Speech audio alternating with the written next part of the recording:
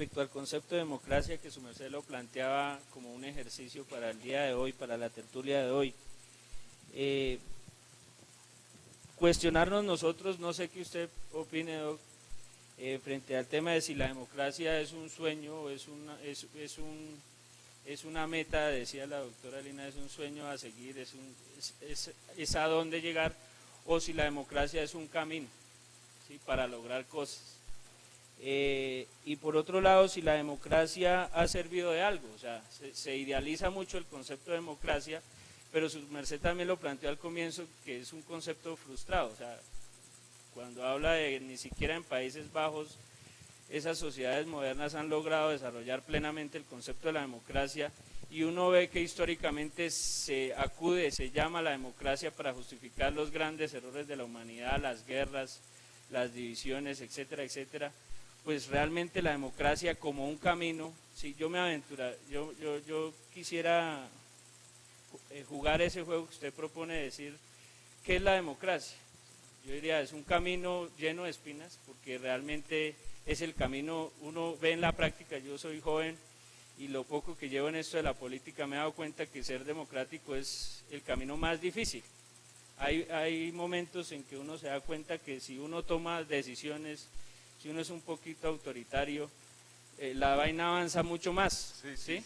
A veces. Eso es cierto, sí. Sin embargo, pues, digamos Bueno, es... un paréntesis, qué pena, eso es tan cierto que alguna vez tres grandes profesores en un tertuliadero, en una mesa, se preguntaban que cuál había sido el mejor gobierno en los últimos años de este país, y casi todos fueron concordantes en decir que el de Rojas Pinilla, y se preguntaron por qué, y la respuesta era porque no había Congreso.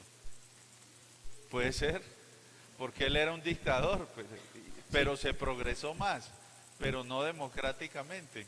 Qué pena, Raúl. O sea, uno cree per se en la democracia, uno dice es ese sueño, es ese camino a seguir para solucionar las diferencias, pero digamos hacer un análisis histórico de lo que ha sido el concepto, que yo concuerdo también que es un tema frustrado y que a veces se queda como en ese sueño, en esa utopía, y si a partir de ese análisis o esa definición, digamos, nosotros podemos realmente asumir un compromiso serio con eso y volverlo una realidad. O sea, ¿para qué la democracia? ¿Sí? Porque uno elige el camino más difícil. ¿Sí? Muchas veces la gente, lo que su merced decía, el pueblo a veces no siempre tiene la razón. Los medios de comunicación, para generar la opinión, para decidir, para que el pueblo decida, no son imparciales. En fin, tiene tantas dificultades la democracia que digamos sería un buen elemento tratar de discutir acá si realmente ese camino lleno de espinas que es la democracia vale la pena, o por el contrario es un concepto errado que ha causado más dolor que beneficio, y la sociedad debe repensarse una nueva manera para solucionar sus diferencias, para superar la desigualdad, para alcanzar ese sueño que ustedes han mencionado, que es el tema de la felicidad. ¿Qué mecanismo, digamos, si es la democracia o es otro mecanismo, o pensar en un concepto nuevo de democracia que permita realmente alcanzar ese logro, digamos, de una sociedad para que es ese, alcanzar la felicidad, tener igualdad, etcétera? Todo ese sueño es ese ideal de una sociedad mejor para todos. Pero la respuesta yo creo que nos la da la misma historia.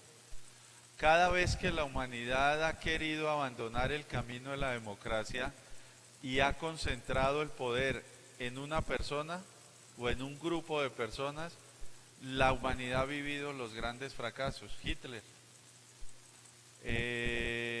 bueno, el mismo Mussolini, las dictaduras del cono sur, en la época del medioevo, en la época antigua. Es decir, cada vez que la humanidad ha dicho no, el concepto de democracia no es el mejor, porque a veces una persona puede decidir más y mucho mejor que un grupo que tiene que consultar, pero no ha habido gobiernos exitosos basados en el capricho de una persona que no tenga una legitimidad compartida democráticamente por el pueblo, porque uno dice, bueno, Hitler era un gobernante legítimo, claro, y bien legítimo, El pueblo alemán lo adoraba, pero cometieron el error de concentrar en una persona eso, lo mismo. Se podría aceptar que no siempre se es democrático para alcanzar escenarios de democracia, porque como es tan difícil, ¿sí?, ser democrático, tener una sociedad democrática, se justificaría en ciertos momentos escenarios de participación o de decisión en donde no siempre se es democrático, ¿sí? Su merced lo decía, los ejemplos que citaban, se acude a la democracia, pero no se es tan democrático. Yo he escuchado a muchos demócratas o algunos demócratas que dicen, la gente todavía no está plenamente consciente para decidir, yo decido mientras nos organizamos para que la gente decida. Entonces, la definición plena de democracia permitiría como o sea, sería un camino o realmente es ese sueño, y ahí sí en ese sueño cabe ser democrático, no siempre ser democrático, etcétera, etcétera. No, yo creo que eso es ambas cosas, es un camino hacia un ideal, no lo llamemos sueño, pongámosle ideal, pero sí tiene que ser más bien un camino, no un sueño, porque sí, los sueños a veces sueños son, ¿no? La conciencia política, la conciencia social, la conciencia educativa es lo que se debe formar en los niños, en nosotros los jóvenes y aún así en los adultos. O sea, es un pensamiento que se puede modificar, así uno tenga ya preconceptos, así uno ya tenga ideales, por lo menos yo vengo de una familia que es mi papá, mis abuelos, todos netamente conservadores. Pero en el momento que adquirimos una conciencia, en el pensar de verdad qué es lo que yo quiero, qué pienso yo de lo que es la política, de lo social, de dejar de ser indiferentes ante todo, o sea, porque no hay conciencia porque todo el mundo es indiferente. Entonces de ahí viene la base de la política, de ahí viene de decirle a mi hijo no seas indiferente, o sea, no hay que ser indiferente en esto. Hay que ser, de inculcarle eso, de ahí se cambian los preconceptos de la política y de ahí viene todo lo, o sea, lo bueno.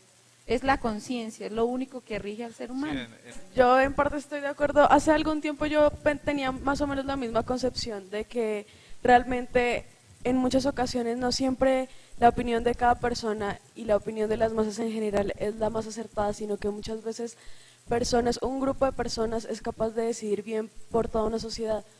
Es el caso de la aristocracia o el gobierno de los mejores, pero ahora cambio de concepción ya creciendo, ya viendo la realidad política de nuestro país, viendo las personas, la conciencia social que cada uno tiene y pues este nuevo despertar que tenemos nosotros, especialmente el Partido Verde. Entonces a mí me parece que se trata más bien de hacer extensivo esa aristocracia, de que ese gobierno de los mejores sea extensivo y se vuelva el gobierno de los mejores, pero que ese mejores se traduzca en todos nosotros, que seamos la masa completa, los que somos los mejores, los aptos y los que somos realmente capaces de decidir, los que somos capaces de acunar en nuestros corazones el ideal del deber que tenemos con nuestra república, con nuestra sociedad y con nosotros mismos, y por supuesto también la defensa de nuestros derechos. Entonces, en mi opinión, ese sería como el concepto global y como el concepto que me llevaría esta noche ya de la democracia. Que para mí, en una discusión que tenía con un compañero, la mejor forma de gobierno era la aristocracia, en el sentido de que son los mejores. Me decía, vea, Jessy, la democracia contribuye, bueno, hay muchos poderes que están encima y llevan a la demagogia, llevan a que el pueblo quizás se equivoque. Yo vengo de una familia netamente liberal, la primera palabra que me enseñaron fue esa. Sí, yo no... Entonces, creo que cuando llegamos acá a este mundo de Partido Verde, tenía una concepción de participación, decía, bueno, pero ¿por qué no me dejan participar en tal cosa en los otros partidos? Entonces, venimos a eso, a participar. Y creo que un concepto de político que tengo es esa persona, ese arte de dirigir, no de tomar esas decisiones. Entonces, ese es el punto. Entonces, la democracia... creo que nos lleva a muchas equivocaciones. Sigo creyendo en la aristocracia, pero tenemos la democracia, entonces debemos escoger a los mejores. Creo que esa es la conclusión.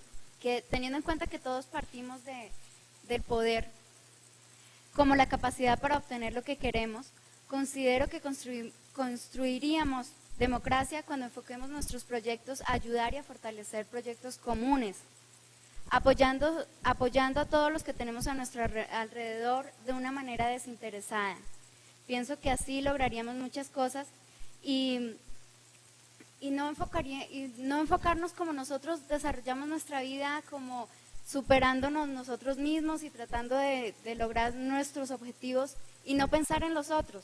Nosotros a veces somos un poco egoístas y si apartáramos ese egoísmo podríamos lograr muchas cosas, podríamos apoyar y fortalecer proyectos nuevos y llegar a lograr muchas cosas.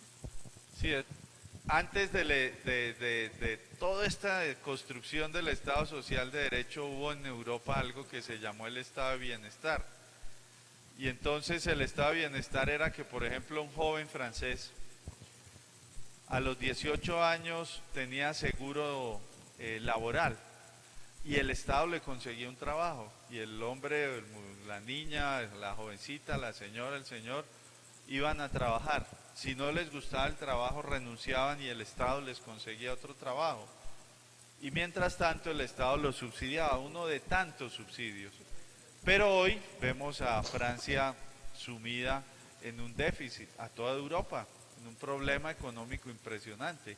Entonces, ¿hasta qué punto el Estado de Bienestar tuvo éxito? Pero al otro lado, la Unión Soviética también colapsó por eso, porque como todos tenían lo mismo, daba lo mismo, ser o no ser. Y entonces faltó lo que Hegel llama la necesidad de reconocimiento. Los seres humanos necesitamos ser reconocidos. Si usted a la mujer que quiere, que adora o que ama no le dice cómo estás de linda, cómo estás, pues hermano, llega el momento en que eso se acaba, o viceversa, ¿cierto? O si a uno no le dicen, oiga papito, entonces pues claro, toda esa necesidad de reconocimiento en lo social es vital, ¿cierto?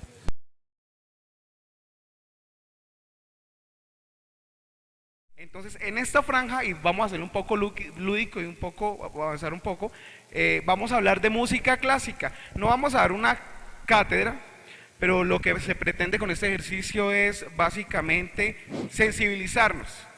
Que la música clásica, que es, bueno, un género, o la música que está entre el siglo XVIII y el siglo XIX y que tuvo muchos avances, no vamos a especificar en eso, no vamos a ahondar en eso. Simplemente lo que pretendemos esta noche es decir, oiga, yo tengo la música aquí, yo la tengo en los genes, yo ya la tengo inconscientemente, ya la traía y no era consciente de eso justamente. Entonces vamos a tratar de ser un poco más conscientes de eso.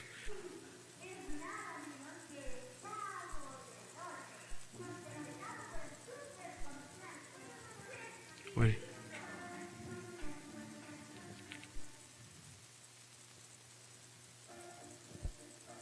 Nos damos cuenta que esta es una pieza de Beethoven que se llama Las Ruinas de Atena o La Marcha Turca, y es una pieza clásica, pero no la tenemos consciente. Entonces esta es una muy buena interpretación, hay muchas. Podríamos dejarla, pero entonces vamos a avanzar un poquito, Willy. Un poquito más atrás. Este es un capítulo de Los Simpson inolvidable.